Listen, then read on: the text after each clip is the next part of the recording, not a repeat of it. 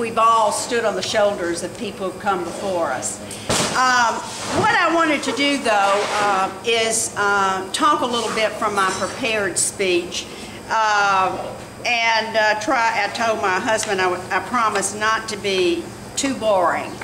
But I really am excited about education, have a passion for teaching and for teachers and for research and for writing and all of the wonderful things that we do in education. But I'm going to talk tonight really about the dark side and the light side, because I don't want you to walk out of this room feeling depressed about education. So what I'd like to do is, one of my favorite quotes is from a book by a British economist called E.F. Schumacher.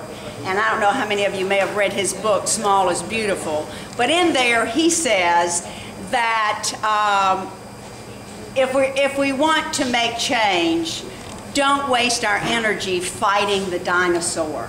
Go out and build the gazelle. So tonight I'm going to talk a little bit about the dinosaur and what we don't want to continue in education, but I'm going to talk far more about those programs that are working and why they're working, so that you can feel hopeful, and that hopefully when you leave this room you will contact people to support programs like these, but they're everywhere in everybody's school. Somewhere there's a program like the one that I'm going to talk about. And by like the one I'm going to talk about, it may not be by the same name, but it will have some of the same elements that I'm going to mention to you. So when we talk about, and first, I guess I better lay the heavy stuff on you about the statistics in education right now, because Sandy asked me when I was preparing my talk to really think about 3 questions, he said, as I formulated my talk. And boy, that feels great. I feel like I'm at a party. I want to dance. We may end up all dancing. Anyway, so Sandy said, I really want you to think about, let me find those questions. There were 3, so we have to talk about them. Although I think he changed them.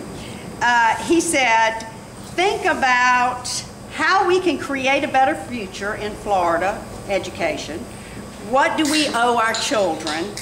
And how good or bad is it? And what should we do about it? Well, I'm going to tell you a little bit about how bad it is. From the U.S. Department of Education, the following statistics came from. And the first overwhelming one is that Florida has the 2nd highest dropout rate in the nation, with the highest number of what they call high schools rated as dropout factories. Second, 66% of all Florida's 4th graders are reading below grade level. Of all the Hispanic Latino 4th graders in the state, 72% of them are reading below grade level. Of all the black 4th graders in the state, 84% are reading below grade level. And in math, 60% of our Florida students are performing below grade level. 85% of the black students are, 67% of the Hispanic students are. Now by the 8th grade, 72% of Florida's students are reading below grade level, and 73% are performing below grade level in mathematics. So what we have to do, though, is think about what is in these systems that cause that. And I'm going to go over 3 dinosaurs, what I call dinosaurs. The first one is massive testing of minimum standards. A billion-dollar industry where a few corporations make a boatload of money from the taxpayer. If you want to reform schools, don't do it with testing. One of my mentors, Asa Hilliard, used to say, if you want elephants to grow, you don't weigh the elephants, You feed the elephants. Children will not grow intellectually unless they get fed quality instruction. It's the input that matters, then the outcome. Paper and pencil tests really prove only that children are either good or bad at taking tests. If we want critical thinkers and problem solvers, then we need our students to be solving real problems and be measured on that while they are in the classroom, not to be measured on how well they bubble in dots on a Scantron sheet.